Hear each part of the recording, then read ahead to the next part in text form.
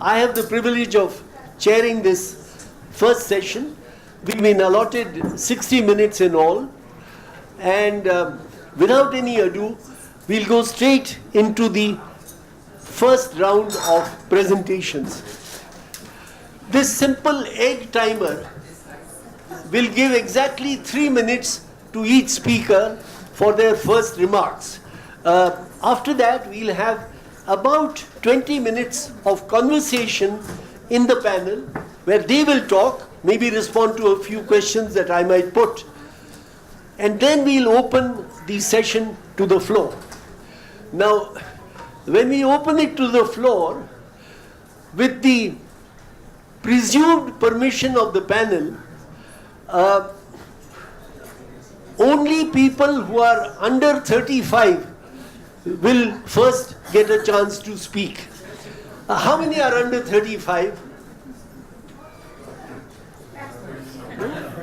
Okay, whoever. So in the first round, probably there'll be more time for a second round. But in the first round, only those under 35 may speak, please.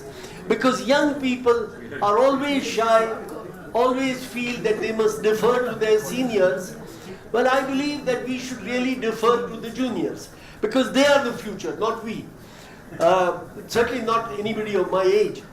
Therefore, I hope you will indulge me in this, and we will then have a final round of responses from the panel. And at the very end, I'll sum up things literally in 2 minutes. There is also a 2-minute timer. I'll use the 2-minute timer for myself. Okay, so thank you very much. We first begin with Professor Srimati Chakravarti. No introductions because all the material is in your pack. Please, the timer is on now. Thank you. I'll speak just a few sentences about my personal association with ICS, as well as how I saw it evolve. It was as a student that I came to know of ICS in the mid-1970s, but it was then not called the Institute of Chinese Studies. It was called the China Study Group. That group comprised of mainly my teachers, Professor Mohanty, Professor Deshinkar, Professor Mirasena Bhattacharya, and others. And once in a while, they would organize seminars, because there were never big events, but modest events, but very useful ones, and I used to attend them. And of course, the weekly seminar, then not known as the Wednesday seminar, used to be held. Now in the 80s, I found that apart from weekly seminars, whenever anything important happened in China, a proper national conference of sorts was held.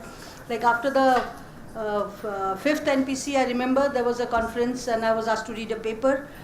And of course, things were then held in the premises of the CSDS, Center for the Study of Developing Societies, because China Study Group was part of that. And of course, the journal China Report was coming out regularly. There was also a small library which we as students sometimes used.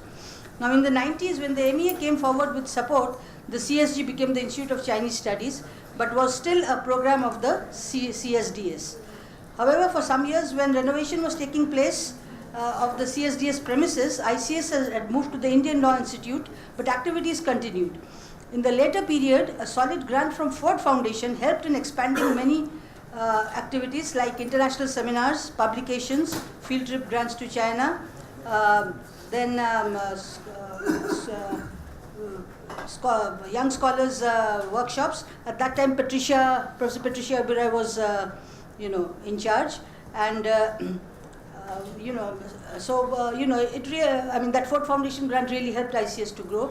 It was in 2006 that the first China Studies conference was held in Delhi University to take stock of the state of Chinese studies in India, and it was from 2009 that it became an annual event. In the last decade, with massive grant first from the Ministry of External Affairs and then from Tata Trust, ICS has grown 40 seconds. in leaps and bounds, and we have, now everything is there for everybody to see. Thank you very much. Thank you. Fantastic. I think you've actually saved time. You saved about 15 seconds. The timer still has a little bit of juice left in it. So I have to wait until it runs out. The next speaker, who's the next speaker? Patricia? It's Patricia? Okay. Patricia, your time starts. Okay, well, the strictest chairperson on this earth, I will gallop as fast as I can through this. What China Studies is about is something that we have been debating ever since we began. That's a 50-year discourse, changing in various ways. Not only us, it's all over the world and through actually centuries. If you like to put it that way, since I would say in the subcontinent, the founding of the Asiatic Society of Bengal in 1784. Now, but recently Madhavi Tampi has set up a project in ICS to look at recent developments. She had said more than once that though we keep on discussing this, we're getting repetitive. And now is the time for taking stock of very fast-moving events. So what was true earlier is not necessarily true. Now, I would like to say that we shouldn't go back over history, but you can always learn something from history.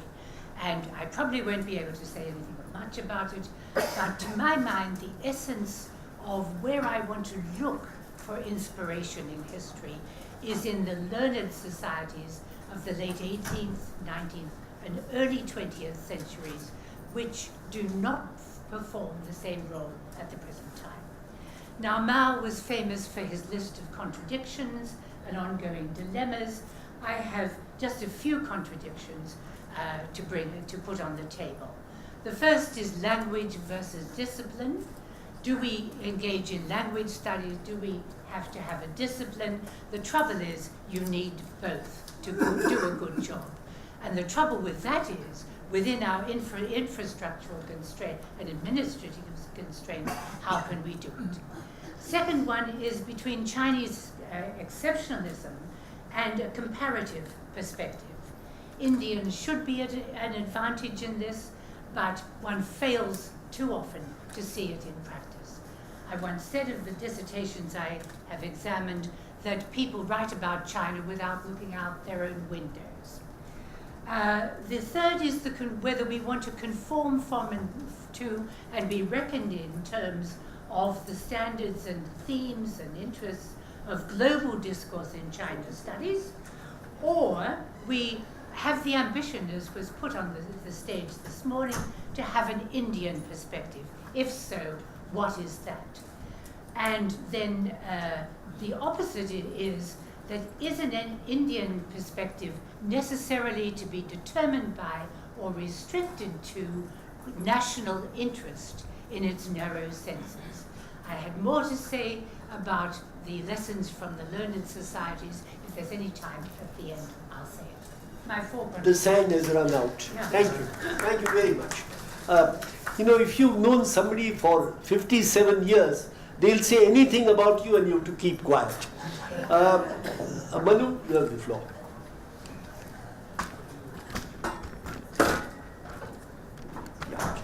My time starts now. First of all, I bring greetings from Tanchung. Tanchung, 90-year-old, one of the founding members of the China Study Group in 1969, whom I happened to meet in 2 conferences during the last 1 month. One in Chaling in Hunan province, and another time last week in Futan University, China-India dialogue. Well, I'll just make one point, which is about my interest and frustration and hope. That's how to create a genuinely global base for knowledge. For that reason, I had chosen to study China in addition to India, because European history and its colonial view of the world had shaped all knowledge. And my frustration is, even though some of us have tried to do and create new basis of knowledge, new concepts, new formulations and so on, but still during the last 30 years there has been a reversal. Today globality is highly contested, and once again European culture, European information system and European development strategy has won, and Indian and Chinese elites have adopted it as their motto. Therefore, contested globality once again puts me back to 50 years ago. How we recreate this effort to have a new global base at a time when all parts of the earth have people who are conscious of their dignity, their culture, their ability to contribute and relate with each other. So that's where China studies has to be relocated today. And I thought Jindal Global University, what I heard today during my first trip, even though I have terrible discomfort in the term governance because it has replaced politics, which defines my existence. And last 30 years, all the new universities have dispensed with the term politics. They have opted for governance. So I urge that new China scholars are really new global scholars, creating a new global base for knowledge. Thank you. Fantastic. Absolutely. You know, Manu, you prove how in 2.5 minutes you can say so much. Really, outstanding. Our last speaker on the panel is young Dr. Anand. Since he is the youngest, he gets 3.25 minutes. Thank you, Ambassador Rana. So, since time is short, let me get to a topic which I have been thinking for the last one and a half, in fact 2 years now. And this is my belief. I mean, it might be contrary to popular opinion, that I think it's time that we delink policy from studies. And we do China studies devoid of policy. I mean, in a sense, I'm coming it from a research point of view, because both policy and studies, in my belief, have not fed into each other. I mean, what was initially intended that both will have a dialogue has not necessarily happened. In fact, the overbearance of policy has ensured that even on questions and research topics and themes, we have started to approach or adopt a policy-based approach, and which necessarily may not be in depth in long term, and also in terms of gaining a critical mass, it might not have achieved its intended results. In fact, let me also go on to say that the way in which we deal with China, especially on questions of China, inevitably seem to come with this notion of implications for India or learning from China. And in fact, I consider a lot of them as tropes, and also which, in fact, going back to an article written by Professor Oberoi a few years ago, which could also be sensed as ad hocism and routinization, which in fact was very helpful with your pieces. So what we intend to look in terms of short, crisp fixes for socio-political and economic issues that are on table in both with regard to studying China, I think policy falls short, and I think it's a time that we have a real critical look of delinking policy and academic studies. I think this also gives me a segue into my next topic, which I wanted to put up in the opening conversation. The overbearance of policy also comes with the fact that, I mean, a lot of time it is also due to paucity of resources, to get funding, all these difficult questions, you generally have to adhere to the policy route. But I think this also has, I mean, it comes at various costs, but I think it's also time that we take a serious look on this. And in fact, this is another of my favorite topic on how essential in China studies or even any other discipline, how we could make a start. And I think the start could come from just the student-teacher relationship. And that is extremely critical in terms of China studies, I have found in my own experiences over the years. Because the essential link on studying China in this country for a long time has also remained the teacher-student relationship as the essential building block. Given the inequities which in the Indian society in terms of class, caste, gender, region, the teacher-student relationship becomes extremely critical. And I think there leads to be a great learning and unlearning that needs to happen. So I think I'll leave it there. Maybe in our discussions we can Great. further on this. Thank you very much.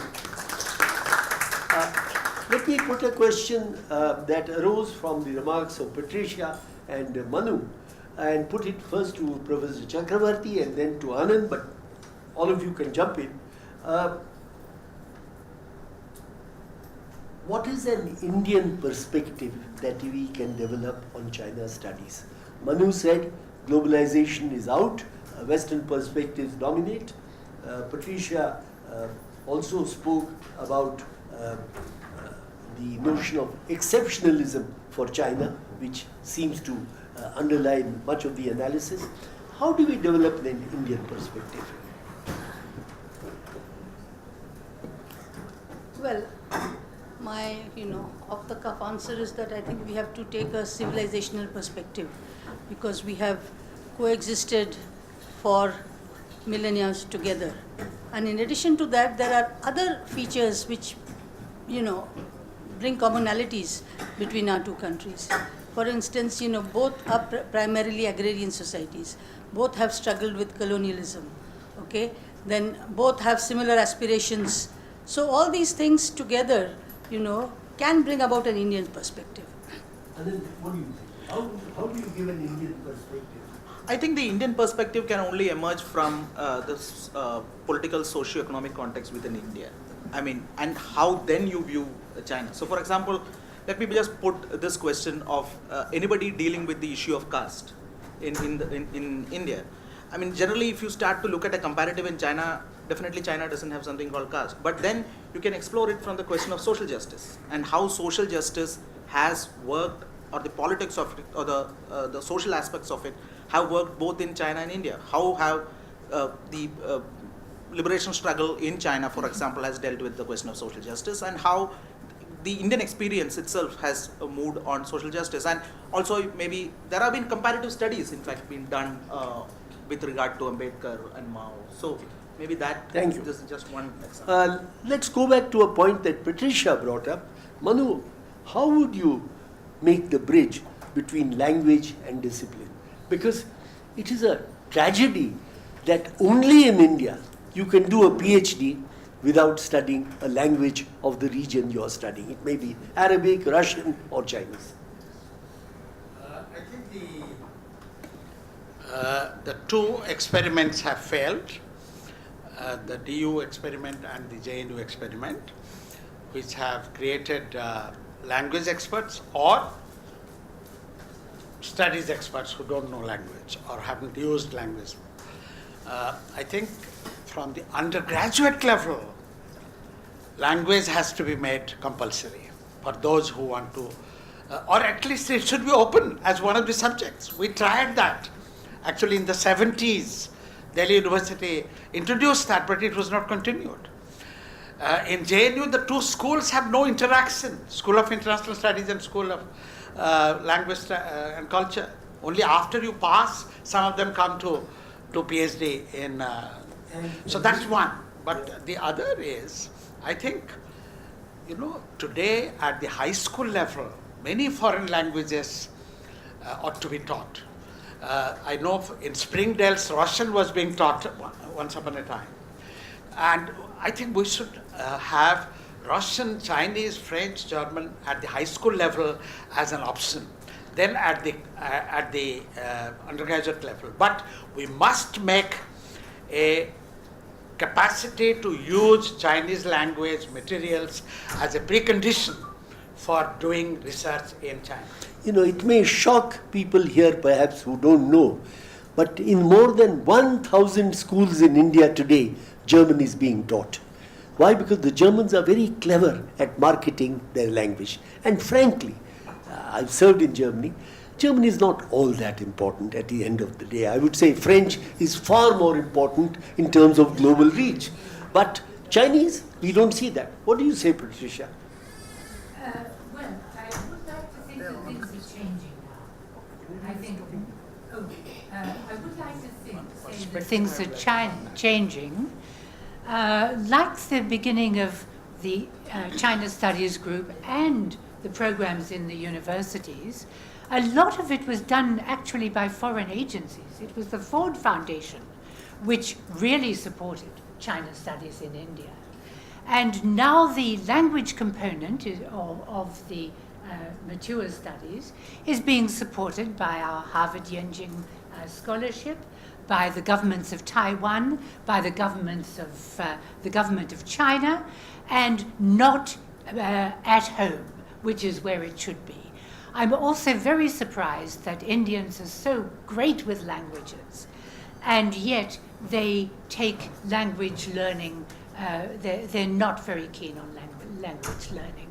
As my problem, of course, personally was the opposite, that we had too much of language, and all of us in my class, in a proper Oriental Studies department, were always felt we never had a discipline.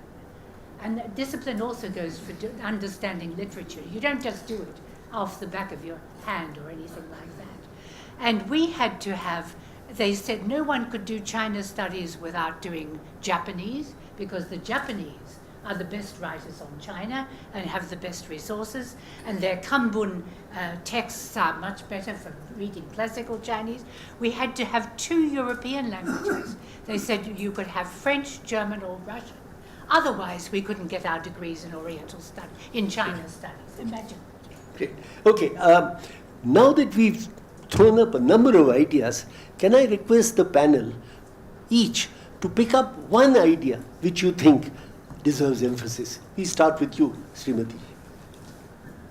Yeah, actually, we, in practice, we did something. Delhi University, to bridge the gap between language and studies, we introduced an MA East Asian Studies program where it was compulsory for students to do 2 years of language along with studies. Okay, that has helped a great deal. It works to a great extent, yeah. And in Jamia Millia, I know, the studies department has introduced language, and also Sikkim University, their language department is introducing studies. So these are some small baby steps which, have been, initiated, and let's hope that works some way or the other. Patricia, any big point you want to make? Yes, I was impressed by Anand's counterintuitive and not very sensible point that policy has to be delinked from studies. You have to have a broader vision, in my opinion. And when I was looking at what killed the learned societies of the 19th century, which were the crucible of Europeans, the learning in European science and the new science, human science and social sciences, 3 things happened. One is professionalization. You get degrees, you have curricula, they're very ancient usually, you pass exams. Governmentality, where governments take over the role, like I was looking at anthropology, so the census of India, the reports on the peoples of India and that sort of thing, generating their own data but without reference to disciplinary concerns. And the final one was this methodological nationalism, which is now the key term, where I really agree that if you have to judge everything by its relevance to national policy and pleasing those who formulate national policy, you will not be original. That should not be one's only aim. Thank you. Patricia, that last point, some would question it. Yeah. To say that it should be linked with India is one thing. Nationalism is another thing altogether. Yes, and yes. the link is not an obligatory one, if I may say. That is true. And I was beginning this, in fact, Indians have not been very good at understanding other countries. And we've often asked, why is that so? The anthropologists ask it. They say, anthropology is about studying other peoples, but in India, they only study themselves. That is not the whole idea. You use yourself, or you use your learning on yourself with reference to yourself as a point of reference, in order to understand others. So you can understand more about the government today, perhaps, if you go to the Trobriand Islands and look at what the natives are doing, how they work within a segmentary cycle. Great point, great point. Manu, you had a big point to make. No, I want to get back to the Indian perspective. Actually, it should be Indian perspectives. Partly, an Indian perspective narrowly constructed is what serves the current policy. I think that is the opposite of an intellectual, honest intellectual task. You know, the great thing about the China study group in the 70s particularly was that this was a group of independent scholars who risked all kinds of opposition from the government and their university administrations to study and write on India-China border, studying cultural evolution and both for and against and various dimensions, reinterpreting the Chinese Revolution, reinterpreting the linkage between Indian history and Chinese history, Thanchung's critique of Sinocentrism, our effort to link Indian freedom struggle and Chinese revolutionary movement. So if any one legacy is to be inherited from this group's 50 years of work is that rise against the tide. That whatever is the mobilizational current may not be the carrier of truth. And therefore multiple perspectives. Just to conclude, and the Indian self-perception, which is individual, group, every individual has to have his, her perception, is that the plurality, the contentions that are great traditions of this country, this civilization, the freedom struggle, and the plurality that Indian democracy today is, and how we globally and in our study of China see this plurality. I think that is the range of Indian perspectives. I think what you add is also ask awkward questions. Exactly. Yes. Exactly. And I think you should also say on behalf of ICS that there was no single ICS view. Exactly. And I hope there never will be. Okay. Exactly. We're never to be branded, we're like this, we're Yeah, like yeah. that, we're like the other. Yeah. The thing about those old days were the terrible Great arguments. debates. The terrible arguments. And then we'd all say, all right, Okay, but we've had to great, say. great. Anand, you are the last speaker in this round. After the floor has spoken, the panel will each get a minute. So this is not the last you word from them. Anand, any point? No, I think I would like to reiterate, I mean, the fact that I'm not saying that you don't look at policy studies at all. But I think this, there's always a sense of immediacy. I mean, the fact that you have to respond immediately China does or anything related to China. I think that in a way stymies what we really are looking for. I mean, that kind of an in-depth critical mass kind of a work is something stymied by policy. And that is what I emphasize when I'm emphatically arguing that we do policies, but I think let us delink policy and studies and then do it separately. Excellent. Excellent. I mean, you are exemplary, Anand, in how you organize your thoughts. Okay, now the floor is open to everyone under 35. Patricia will be the judge to decide who has spoken the best of all from the floor, and as a small reward, we'll give you a copy of a book. So now, everybody who speaks, please say who you are and make your point very short and very sharp. Thank you. Who wants to speak?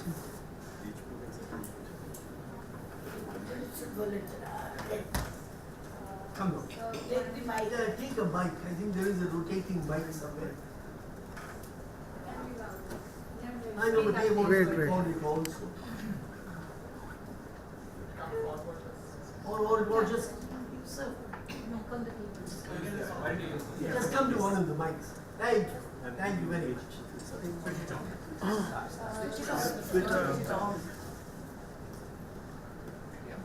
So my name is Anjali Gupta. I'm a master's from JNU and I will be presenting today. My question is that other than treating European narrative as infallible, there is one more Asian tendency which is common among all the Asian countries, which is treating outsiders or the outer narratives as godly and infallible, and treating our own neighbors as enemies. So what is the real challenge? Is it forming a global based knowledge of with Asian characteristics, or is it fighting, making friends with our own community? Thank you. Remember, there won't be time to reply to all questions, but your question in itself is an answer in a fashion. Okay, others, please. Anyone else? I thought young people would be interested in putting their views. Come along. Nobody? Or? I'm sorry, I'm not under 35. That's why I was hesitating. Carry on. We'll treat you as 35. So, since I'm teaching language, Chinese language, so it's on. So since I'm teaching Chinese language, the point that language and discipline. My name is Usha. I'm teaching Chinese language in School of Languages in China in JNU.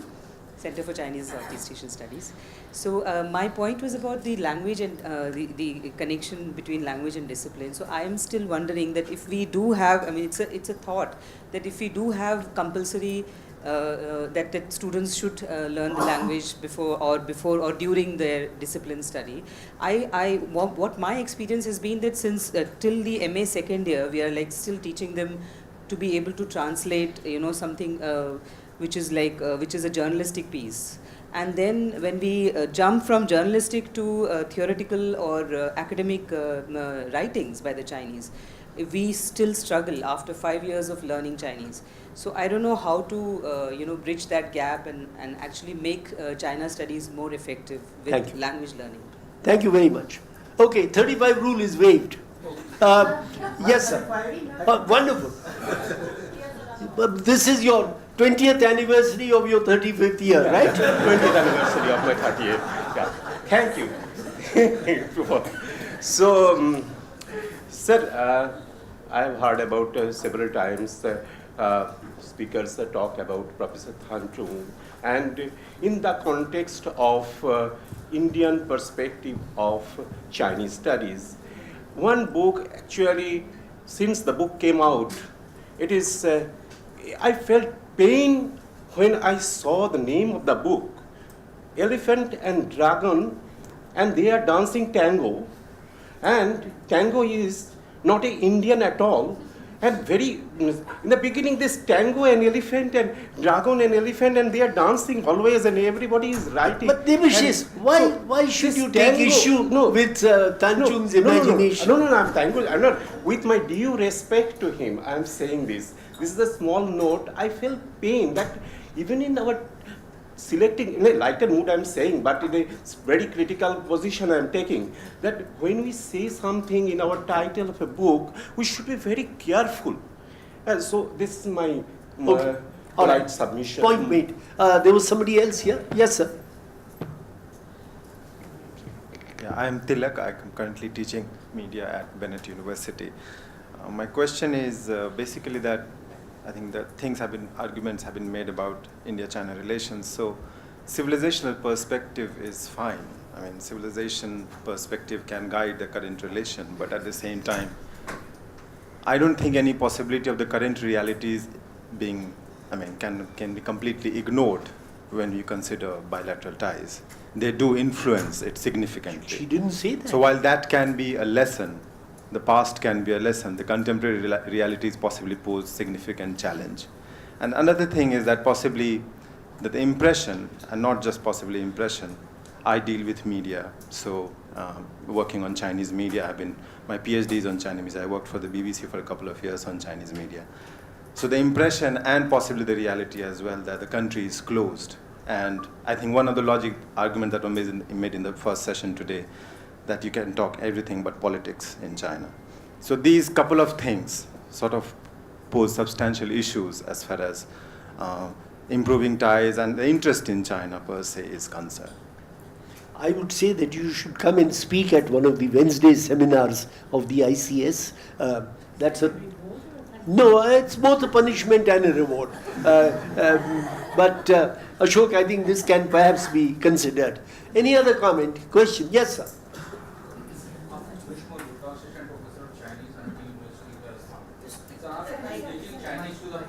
एक second mic आ रहा है So Which as far university in as Rajasthan, sir? Amity University, Rajasthan, I'm teaching Chinese, assistant Amity. professor of Chinese. I did masters in Chinese from JNU. Actually, as far as expertise in Chinese studies and language is concerned, so I would like to say, like, I have studied Chinese is one of the toughest language in the world. By the time one get expertise in masters and PhD in language, then he is left with very less energy to just study about the other aspects. And the person who has just studied Chinese, studied PhD, I think is not literally possible to have expertise in a language as well. So this is a bit of this, because in the EU we are teaching 2 years Chinese, basic Chinese, and that basic Chinese is not sufficient to do research from Chinese sources. That is very important aspect. So we have to think on this aspect. Another aspect which I would like to come in light, that is the requirement, our social requirement. We are teaching Chinese in JNU, DU, everywhere. We are most of the time teaching history. We are most of the time teaching literature, but we are not looking after our social requirement. Our social requirement is our defense forces are there, their requirement is there. Then there are interpreters, translators, guides. They are not taught, not trained in the institution. They learn the knowledge from their colleagues and work on the ground. So that gap is to be fulfilled. So such type of courses to be planned at this prime institution so that we can fulfill the requirement of our society. Thanks. Professor Saab, every single expert on China around the world speaks Chinese. Every single. If you do not speak Chinese, forget about Chinese, Arabic. If you are going to study Arab affairs and you don't speak Arabic, you are a prisoner of English. Is this how you want to carry out your scholarship? I'm sorry, I don't buy that argument, but it's up to all of you to judge. Any other comment? Yes, please. No, we abandoned the 35 rule. Yes, we had to. Everybody is silent. So I'm a doctoral student at Department of East Asian Studies, and it's a general comment that I've observed at these conferences. We point out the problems that we face, but answers are always lacking. We don't have answers to problems. The discipline versus language problem or the policy versus studies group. We don't have answers. My sister, we'll all go through life and we don't have answers. But You know what Confucius said? He said, not know life, how know, what was the other one? He will fill the blank. He was asked a question about something. Sorry? That's right. Exactly. He said, not know life, how know death. Simple. You have to search. Any other comment? Yes, please. Sir, on India's language problem, my name is Rustam Ali Sirat, PhD scholar at South Asian University. I am from Afghanistan. On India's language problem, when I came to India and when I got to know that, for a very long time India's official language was Persian, but I was surprised that how many less people knew Persian, except some people in JNU, and that's all. I mean, how India can understand its own history if it doesn't, if there are very less people to know Persian. An example that, I was went to Taj Mahal, and the guide, he was telling us that, showing some of this Persian poem, and he was calling that they are Quranic verses, which they were not. So he was making mistake between Arabic and Persian. The thing is that another thing, in Afghanistan we have radios which are operated from France and from Germany, from BBC is there, and also we have Chinese radios which they are speaking in Pashto and Persian. There is Chinese who speak in Persian and Pashto, they run their programs, but we don't have any radio from India. So if it was not for Kaswati Zindagi or some other TV series, we would never got to know a lot about India, and that's all. Thank you, sir. I hope that is a reply to the professor from Amity in Rajasthan. Any other? Yes, please. Another under 35.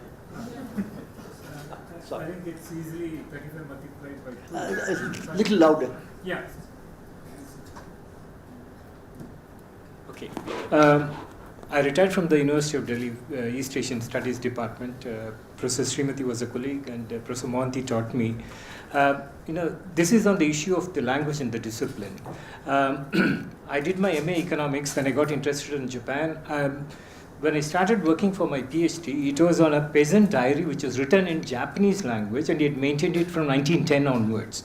Continuously for about 70 to 75 years he had written, continuously. So that was of great interest to me because I was working on pre-war Japanese agriculture. I'm talking about the practical issue. How do you strike a balance between the discipline and the language? I think it is possible despite some of the points that have been raised. Now, it does consume a whole lot of your energy.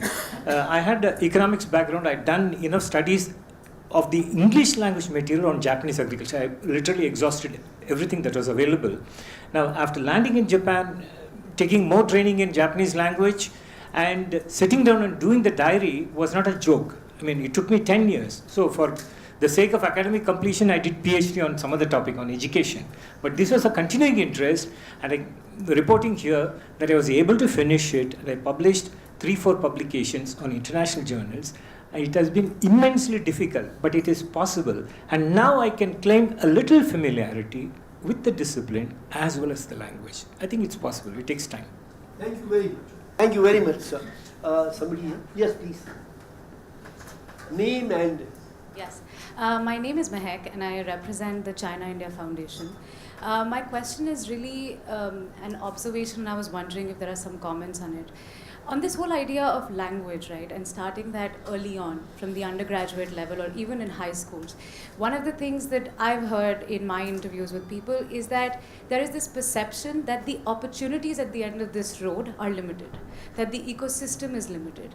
And I'm wondering what can be done to create a more vibrant ecosystem where the younger students, and not just at universities like DU or JNU where this has been happening for a reasonably long time, but even at the professional institutes that we have, the IIMs and the law institutes, what can we do to make this ecosystem slightly larger and get students more interested in this, see a light at the end of the road in that sense? Just wondering. Thank you for a very perceptive remark. Any other comment? Yes, please. Here and anyone else? No? Please.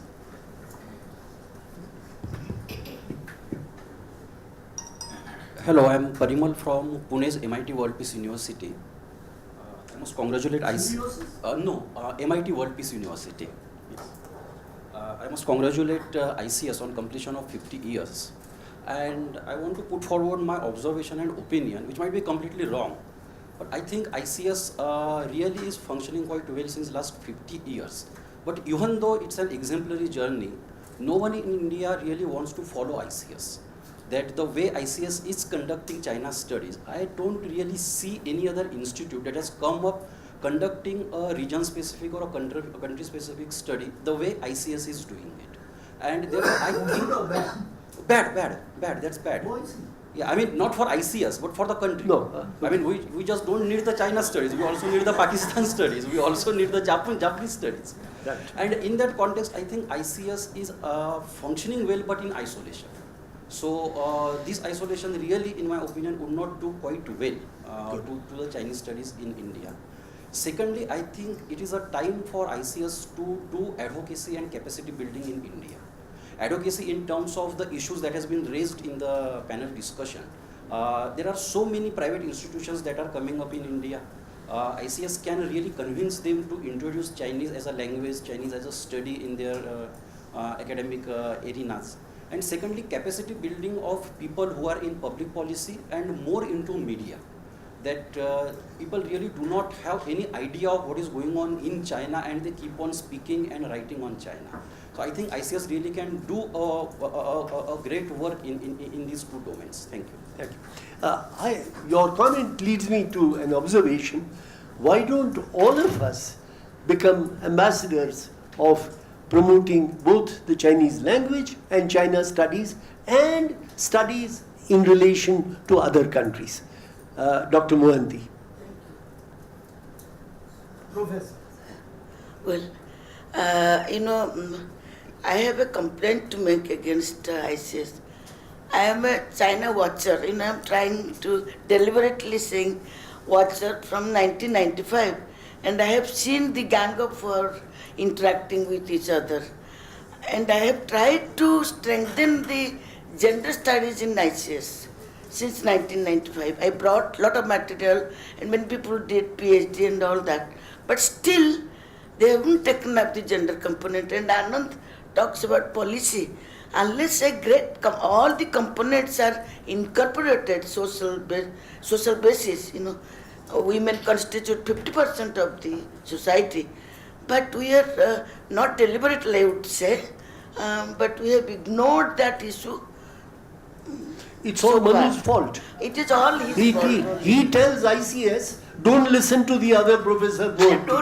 I'm the only one. Okay. Thank you. Anyone else? Now here's another under 35.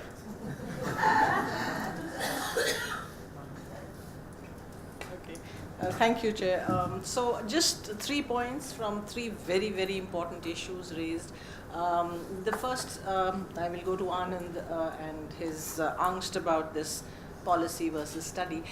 I think we do have a problem here in the sense that we do find a lot of emphasis being given because in our own, throughout our interactions, what is the policy relevance? Every time you write something, what is the policy relevance, but I think what we are doing is really conflating them unnecessarily because any good scholarly study will have policy implications. So beyond a point, we needn't get too much into that issue. Just carry on our scholarly work and forget about this.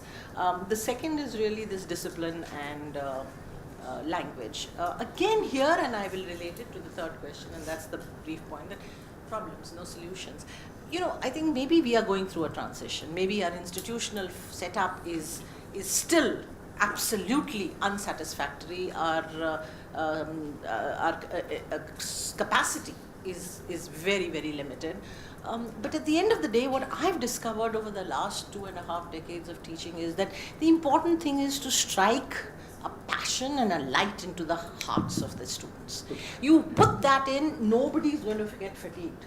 They will push themselves to the brink, but they will get this balance between language and all. So till we can actually get the authorities that be to institute the necessary structures, I think as teachers, as scholars, we just need to ignite that passion. Okay.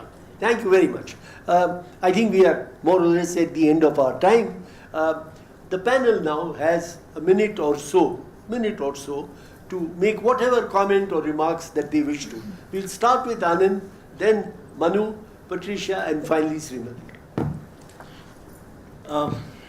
Well, I think when I began by saying that this is not a popular opinion, I had sort of understood that this is, and you can quite find that. But I think what Professor Acharya mentioned at the end, in fact, if you really want to differentiate or not conflate policy with studies, I think the essence is also going to remain, if you break it down, it's going to be the student-teacher relationship. And I think the agents of change also need to come from the teaching community. Because ultimately, they are the ones, especially when you're in your doctoral studies or in your research area before you graduate, I think that link becomes extremely key. So, yes, I think you need to, it's a constant struggle, but I think we really need to have a new approach on, or even think and reassess on policy versus studies. I always envied my Japanese colleagues because as soon as they registered, they were invited to avail a Japan Foundation Fellowship and spend 2 years in Japan, in our Delhi University, you see. Whereas the Chinese government did not offer at that time any such thing. And our government, when it had the opportunity, I remember we requested that the 21 fellowships should be raised to 100 fellowship per year. Manishankar Iyer said, no, why only 100, 500? And for 1 week, 100 youth will go to China. That is not what we wanted. So this is my first point. We have to spend more time studying language in a Chinese area. 2 quick point. I think the intellectual questions, I think, which were very challenging, we have to grapple with the stereotypes that we have inherited, whether from Max Weber or from the media or from the, big historians and sociologists and anthropologists. We have to re-examine them and evolve our own methodologies, individually, collectively, and internationally. We have now we have a Bandung Spirit Network, India, China, African, Latin American scholars together in this. So how do we break these stereotypes and evolve new and creative theory? Thank you very much. Patricia. Okay, well, in answer to Bush's question, I think you have to realize, she knows of course, but that everything comes by practice and by doing. And you can't learn all varieties of Chinese for all types of research, all in one person. I mean, that's impossible. But some amount of spoken Chinese for communicating and being there, and the rest, making your students and making yourself read primary sources in your field, whatever they are, and practice makes perfect, and it's hard. You need the dictionary on one side, and you need to have experts to refer to, and that's the only way to do it, by doing it. So whether you concentrate on the newspapers, you've got newspaper Chinese or whatever it is. Second, I must take issue with Debashish about the Dragon Elephant Tango, of which I was the co-editor in a very memorable experience, because he has not read Tan Shung's introduction, where he explains that dragons and elephants are friendly creatures. They're not nasty and vicious and frightening creatures. And when it came to his remark on the tango, as the editor of the book, I might say that in that enormous effort, my greatest pleasure was to read everything I could find about the tango, which is one of the most remarkable dances and has the most remarkable social history of all forms of human expression. I have never had a better time than reading about the tango. I wish I could. Xi Jinping referred to that in Malampura. Yes. Yes, in defense of the Institute of Chinese Studies, a scholar from Pune said that it's not making much of a contribution. Just a couple of points. In 2006, after we had the first conference, publication was brought out by Professor Madhavi Thampi, and it was sent to the MEA. From there, it was sent to the MHRD. And to the best of my knowledge, it did make an impact, because within a couple of years of that, 8 Chinese language centers were set up by UGC all over the country. And the second point I want to make is that through these All India China Studies conferences, which we hold all over the country, and I mentioned the names of the places where we had it earlier, and next year we are having it in IIT Madras, we are disseminating China studies, and we are getting a very good response. In ICS, we welcome interns from universities, and they come and, and we encourage them to learn the language. Some of them have gone to China and learned the language. So there is some contribution we are making, but of course, a lot needs to be done. Thank you. Thank you very much. I think in something like 53 minutes, we've covered a fairly broad range of issues, and something like 15 plus people have spoken. I will just say my 2 minutes worth to make a big point, which is that for all its achievements, like any organization, the Institute of Chinese Studies also needs to be self-critical. I've been known in the Institute before they threw me out as a person who speaks his mind. I think the Institute should be, like many Indian institutions, so it's not unique at all to ICS. It should be more open, it should be better connected, and it should be consciously more self-critical. Any organization that can pass this kind of a test, open, connected, and self-critical, will do great stuff. 50 years are wonderful, the next 50 years will be better. Patricia, to whom goes this little book? I had mixed ideas on this. I first of all appreciate everything from round the table. Under 35 or over 35, we'll forgive that. I think that Tilak's point about the civilizational perspective, I would say that we can't just use those terms anymore. We have to be self-critical and decide what we mean by those. So I would like to give this to the young man from South Asia University, Siraf, because when I started this work on this on the learned societies, I started with two quotations. One was from the quotation of the founding articles of the Asiatic Society of Bengal, the first Asiatic society of the English-speaking world. And it said that what we have in mind is everything that pertains to man and nature in the East. That meant not only India, but all beyond, a very encompassing view. And the